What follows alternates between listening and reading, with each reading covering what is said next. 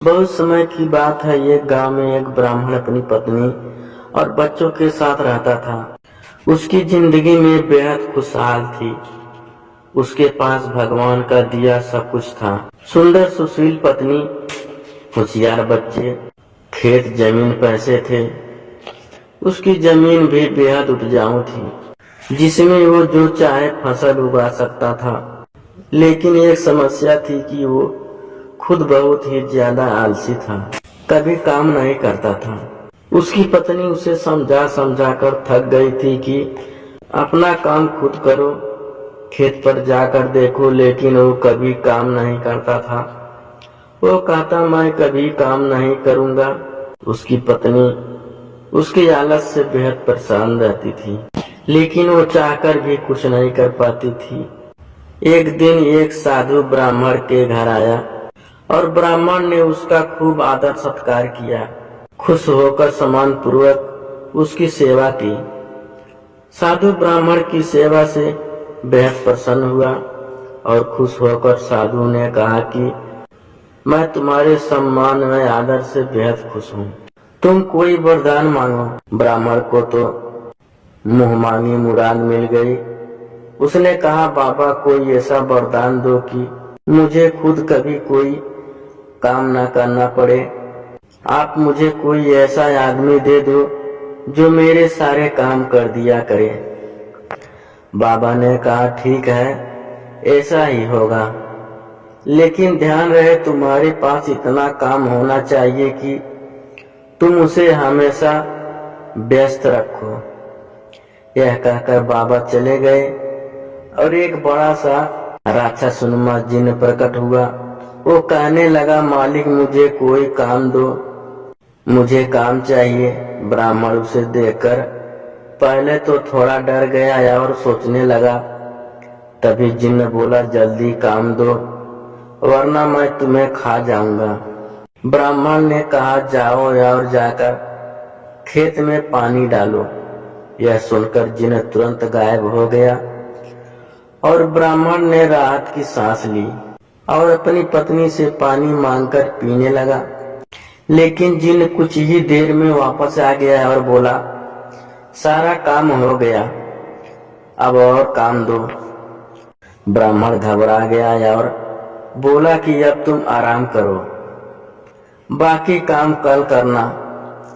जिन्न बोला, नहीं, मुझे काम चाहिए वरना मैं तुम्हें खा जाऊंगा। ब्राह्मण सोचने लगा और बोला, तो जाकर खेत जोत दो, इसमें तुम्हें पूरी रात लग जाएगी। जिन्न गायब हो गया। आलसी ब्राह्मण सोचने लगा कि मैं तो बड़ा चतुर हूँ। वो अब खाना खाने बैठ गया। वो अपनी पत्नी से बोला, अब मुझे कोई काम नहीं करना पड़ेगा, अब तो जिंदगी भर का आराम हो गया। ब्राह्मण की पत्नी सोचने लगी कि कितना गलत सोच रहे हैं।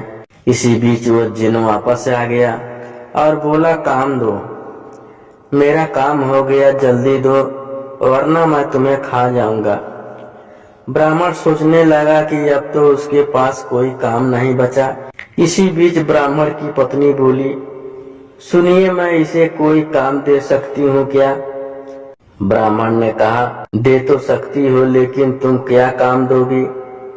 ब्राह्मण की पत्नी ने कहा, आप चिंता मत करो, वो मैं देख लूंगी। वो जिन्न से मुक्ति होकर बोली, तुम बाहर जाकर हमारे कुत्ते मोती की पूंछ सीधी कर दो।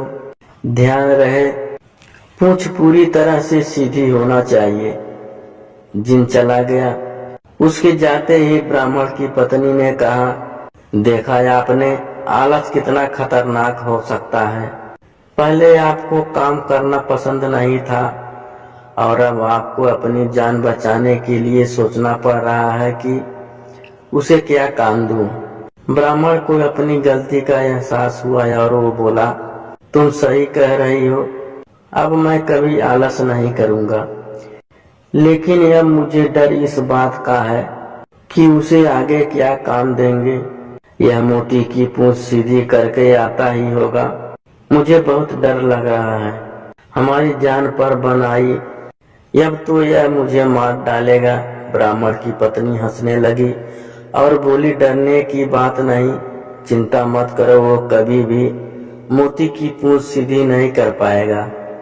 वहां जिन लाख कोशिश के बाद भी मोती की पूंछ सीधी नहीं कर पाया। पूंछ छोड़ने के बाद फिर टेढ़ी हो जाती थी। रात भर वो यही करता रहा।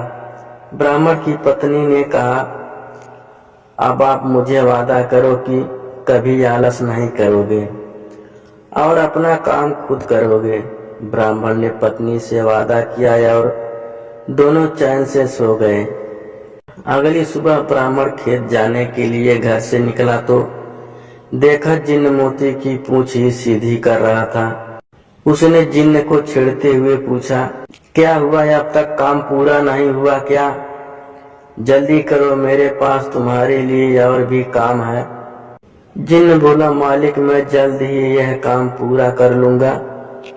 ब्राह्मण उसकी बात सुनकर हंसते हंसते खेत पर काम करने चला गया और उसके बाद उसने आलस हमेशा के लिए त्याग दिया।